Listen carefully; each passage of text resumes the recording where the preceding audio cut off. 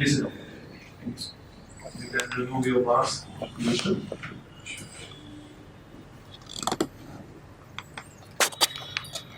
You can keep it in your pocket.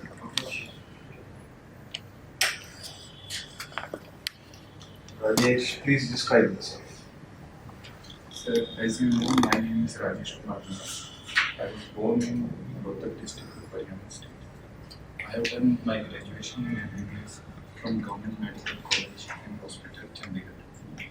Thereafter, I went on to do job as Assistant Medical Officer in Indian Ordnance Factory Health Services for around 3 years. Right now, I am preparing for civil services, and recently I am on corporate duty in Central Jail Hospital, Kerala. That is your voluntary effort, or are you being paid for that? Yes, I'm. You are from Mayhem. No. So what is the historical background of Mayhem?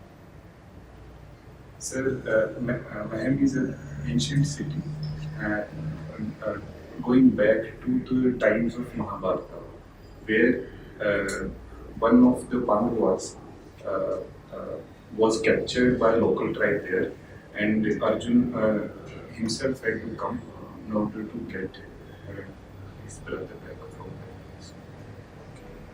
What about the medieval history period? Any information you would like to give to us?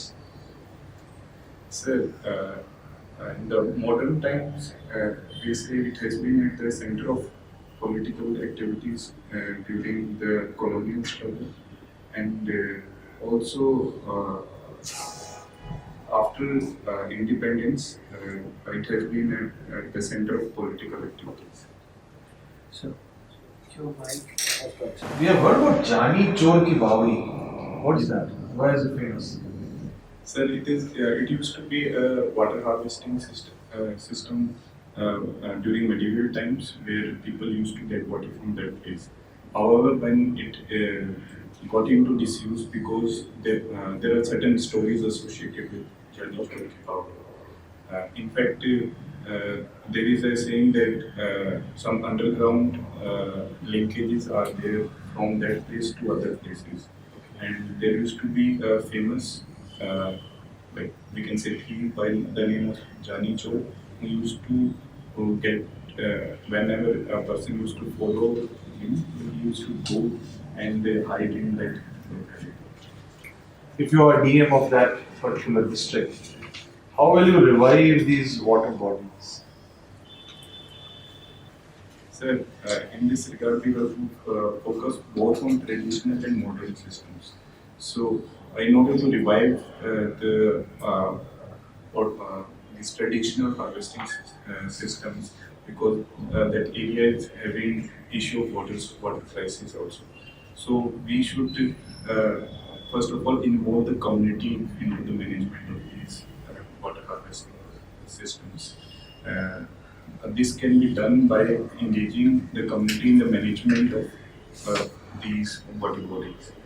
At the same time, you should use technology in order to ensure that other water sources are also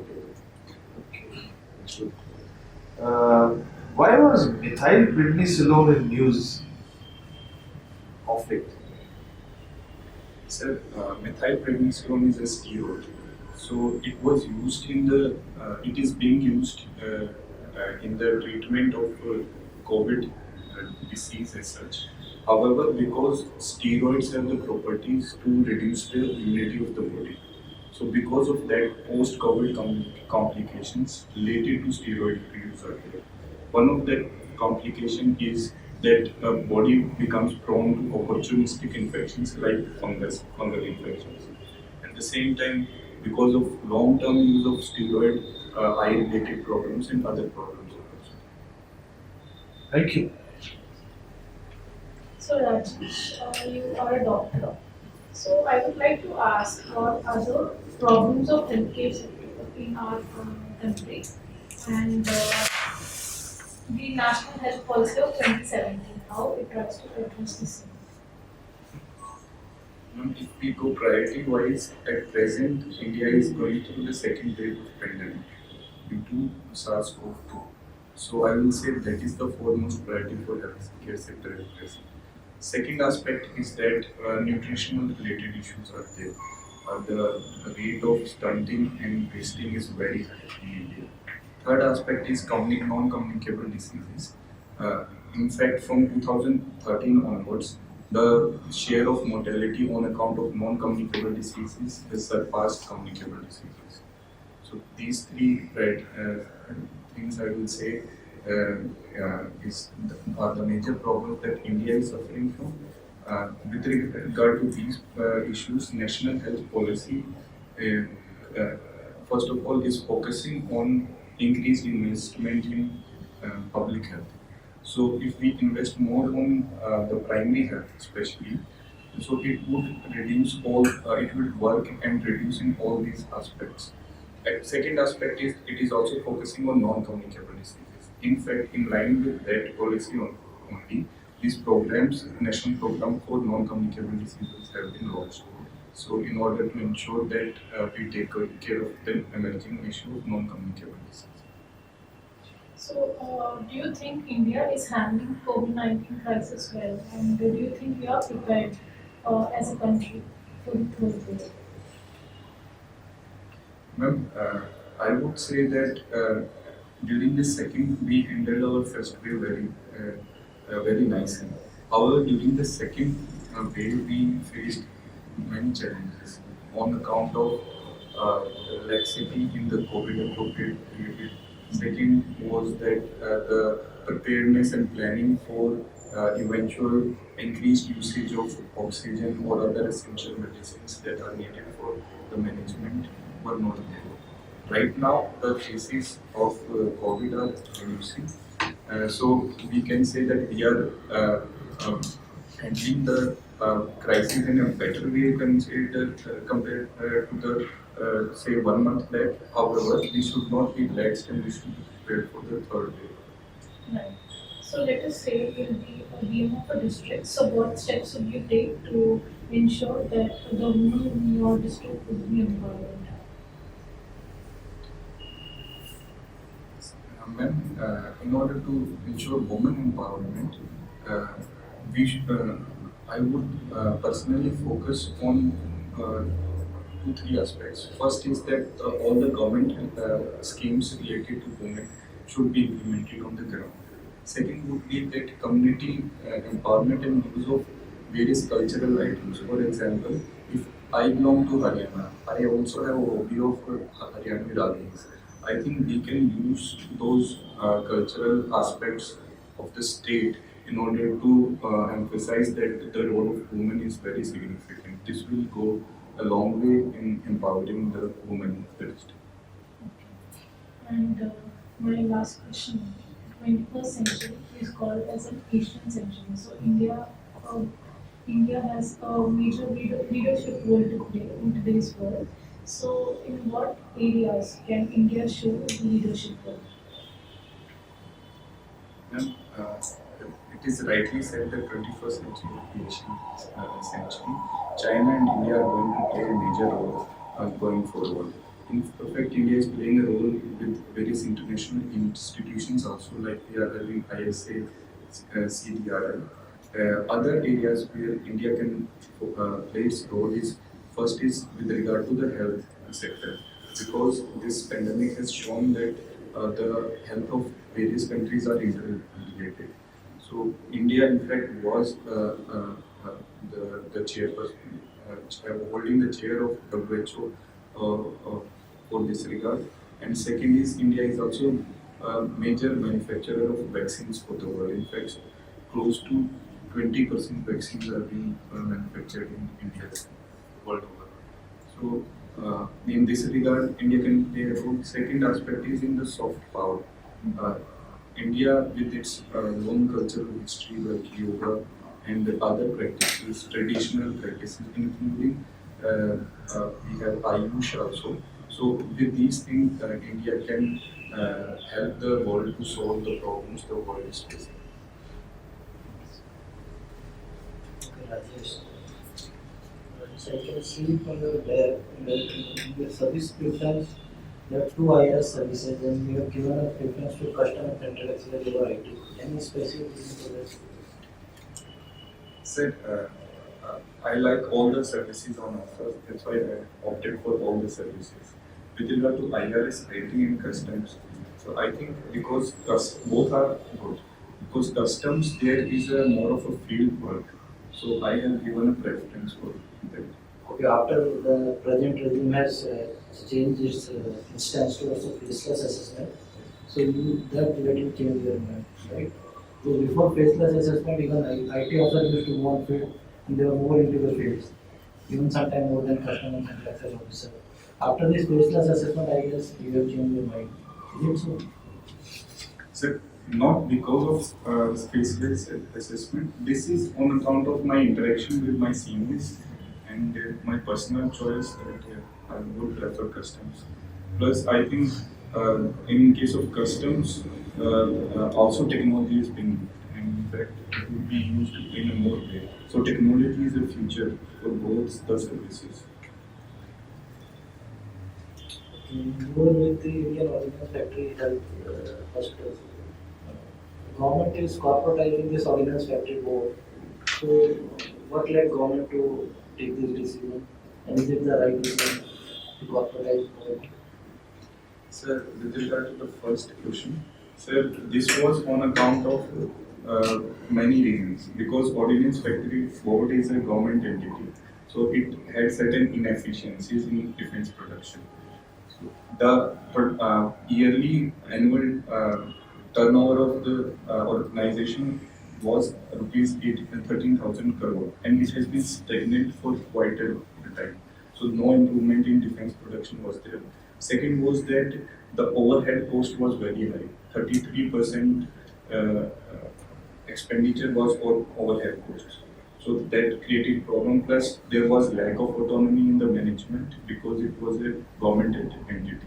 So, in order to, and there was a immediate reason also in order to have an emphasis on Atmanirbhar Bharat in the context of Chinese aggression in Eastern Ladakh. So, all these factors led to the government taking this step and making an empowered group of ministers headed by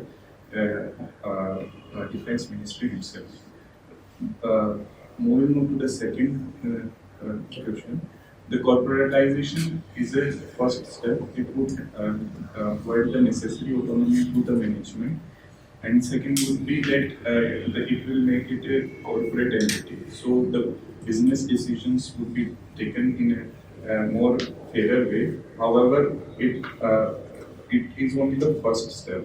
We need to do more because these new public sector undertakings that will be created, they will be operating in a complex environment because defense production has unique market to it.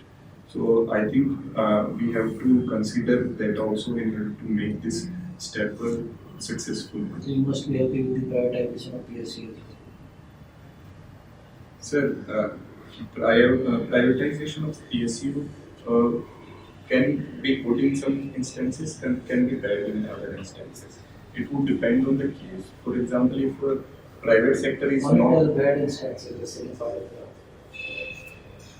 yes, it can be if there is a market failure. If the private sector is not capable of handling that kind of expertise and technology that is needed.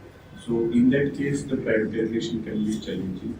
And second aspect can be that if the regulator is not working properly, proper regulation is not there.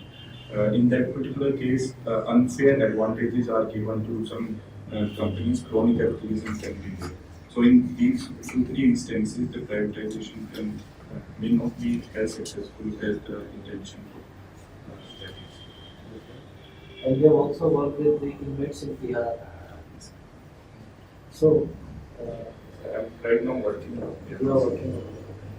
So, there are so many under trial inmates in all the prisons, especially in Bihar. We have heard a lot about these COVID cases inside the jails.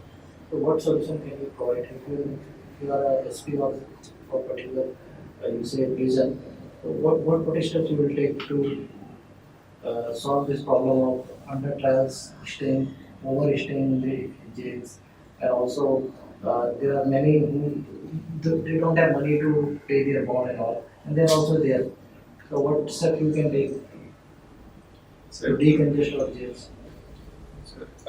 you rightly said 80%, close to 80% are under trials in Bihar also. So I think in order to reduce the under trials, we would first of all have to implement Supreme Court directive in letter and spirit that those who have stayed for a particular time, they should be left on the bail.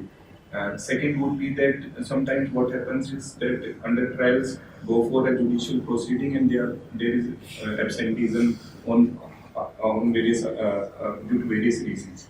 So the jail administration, they can use the technology like these tele services can be used so that this absentation issue cannot be there. In fact, in the hard new guidelines have been issued where it is has been ensured by the superintendent of the jail that in any case of under trial due to administration there should not be absentation of under trial in the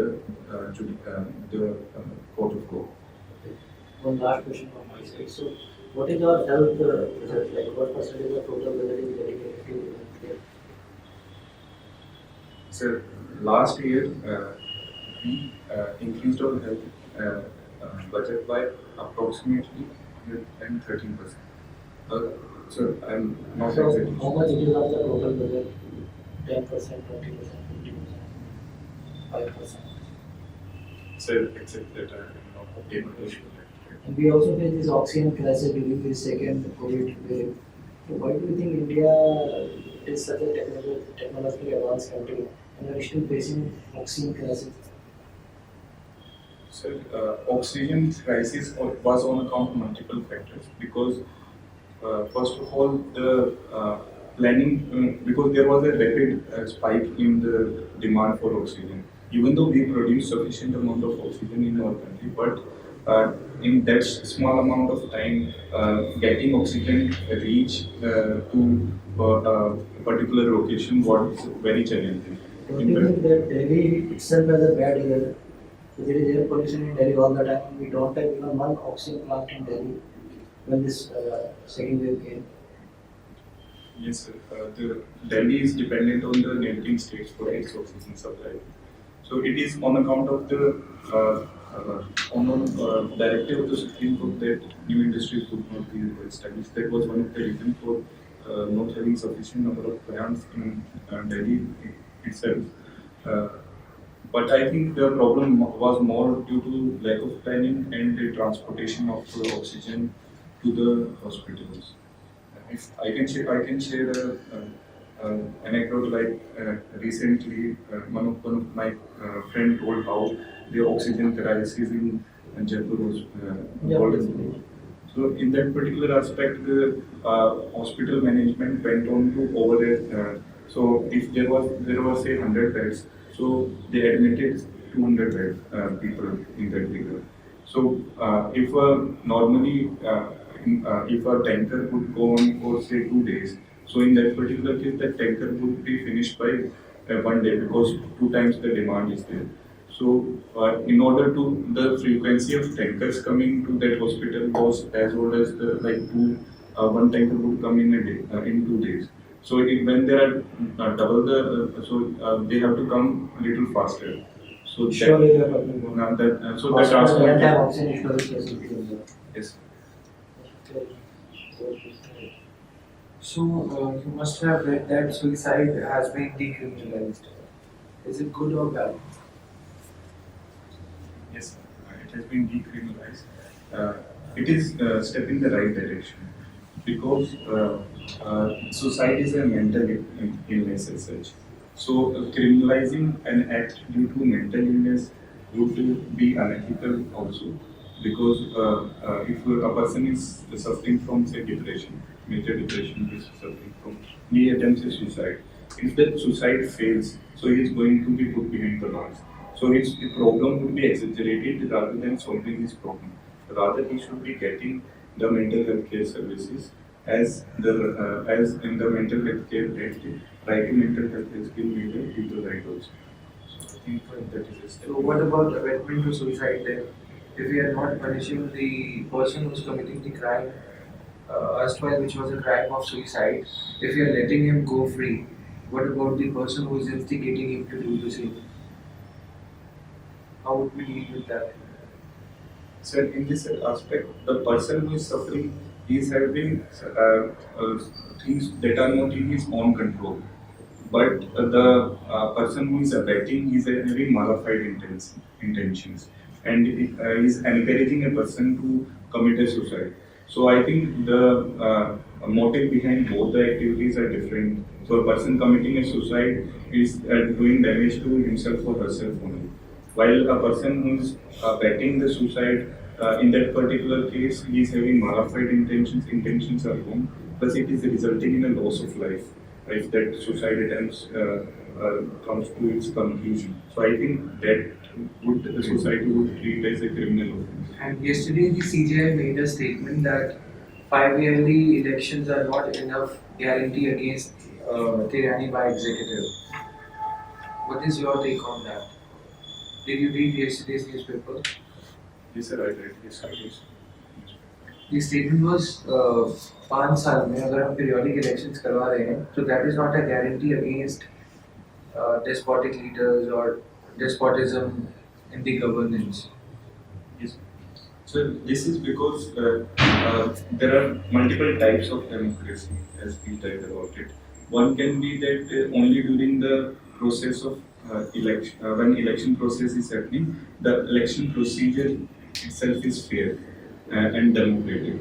So, and second would be that the people's opinion are getting reflected. So, in our democracy has not matured enough that sometimes the changing in mindset of the people that is not reflected in the people who are elected there, like in case of executive. So, in that context, honorable. No, is it right on the part of CJI to be this open? Sir, I would consider this activity of the Chief Justice of India maybe going towards judicial activism, because recently we have seen multiple instances where executive have, in fact, for example, shown lack of capability in handling the oxygen crisis. Okay, you mean executive was it was having lack of capability. And at the same time, certain there were, in fact, international reports also saying So that if the you person- were there in the position, what capability would you have shown, given the crisis, given the sudden rise in the number of cases? Sir, because we are amidst the second wave, so it was expected that second wave would come because it has happened in other countries also, and we were reading news of other countries also facing this kind of challenge. So, despite knowing all these things and various committees recommending that we should be prepared for second wave, we went on for multiple elections. In fact, we went for cultural activities at various places. So the executive was certainly at a forum, and accountability should be put on in that case. Okay, are you in favor of corporatization of hospitals? You see big hospital chains, their shares being listed. Are you in favor of that? Do you think that is the right model to pursue? Sir, right now we are having a very diverse landscape of private hospitals. They're supplying 70% of our healthcare needs in the country itself. We are also in small hospitals, also big also. So with regard to big hospitals, I would say that corporatization would, listing would enable them to access finances from the market. But I think corporate hospitals as such, they should, in order to solve our problems, they should also have a certain element so that equity element is also taken care while admitting the patients. Because in that particular case, certain malpractices can arise. Because in order to show that these much returns are there, because in case of markets you have to show how many patients are coming, how many what kind of revenues are there, profit is there. So this may nudge these hospitals to go for overinflated bills or catering to only high income individuals.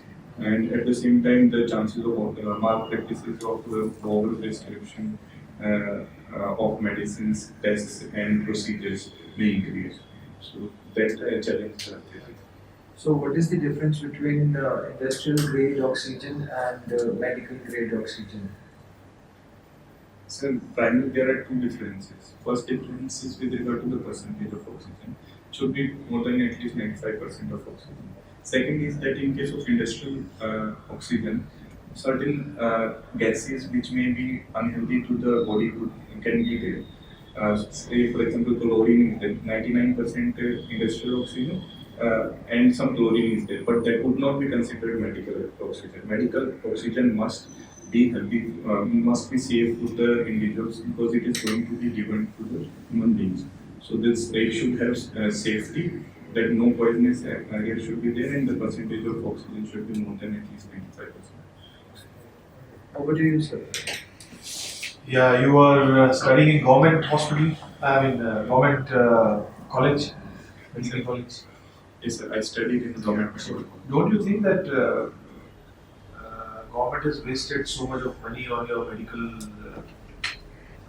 degree, and now you are aspiring to be a civil servant also?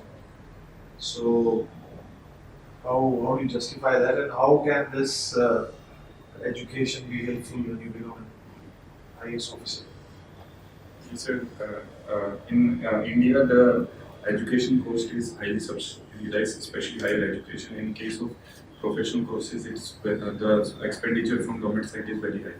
So I would say that I have earned certain skills out of going through that education process, and I would be able to use those skills in order to become in order to contribute to the society.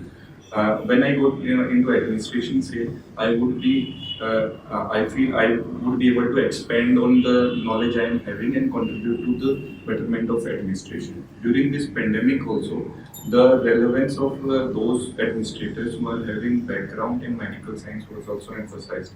In fact,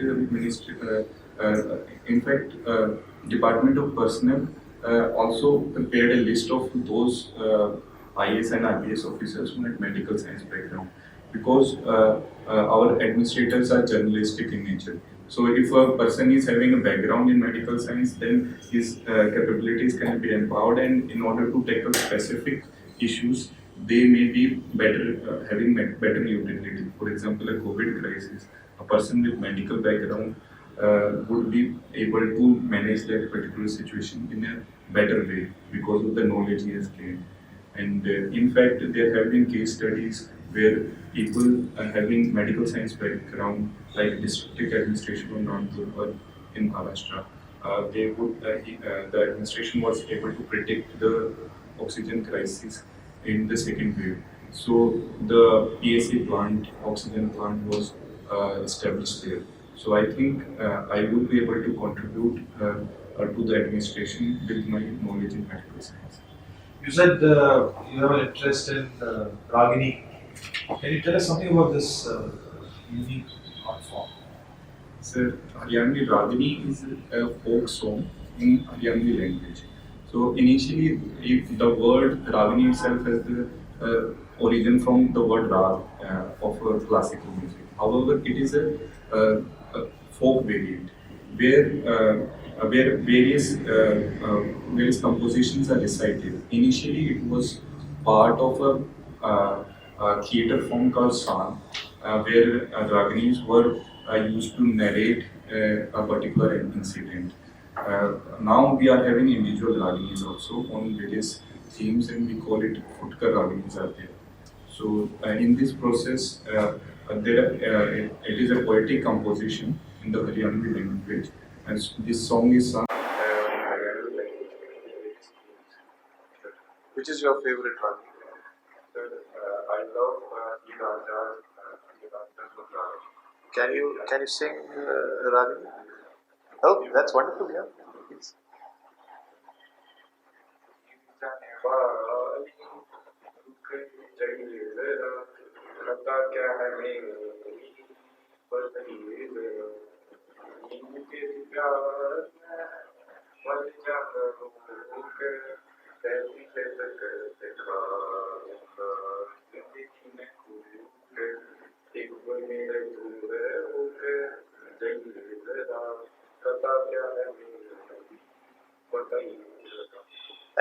Thank you very much.